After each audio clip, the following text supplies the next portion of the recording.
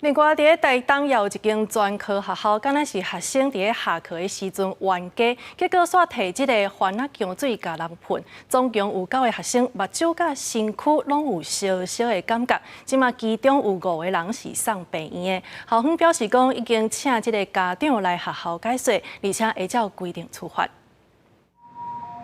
3台救护车对学校甲予辣椒水喷到的学生，分别送到台东的马街病甲台东基督教病院。学生3顿条由救护员带入去急诊室。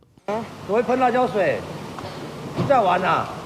予辣椒水喷到的9位学生是台东一间专科学校高级部的学生，敢若是伫咧下课时阵同学起冤家，其中一个学生就摕辣椒水出来喷，徛伫边的同学也拢被喷到。喷洒的有部分的眼睛红肿跟身上的刺痛感，剩下后续就是要看医院检查之后的结果这样。被喷到的学生目睭甲皮肤红肿的痛，有5个较严重送病院，不过拢无性命危险。学校讲，即摆还伫咧调查发生的原因，也请家长来学校协助调查，会依照校规甲国教署的规定处罚违规的学生。记者综合报道。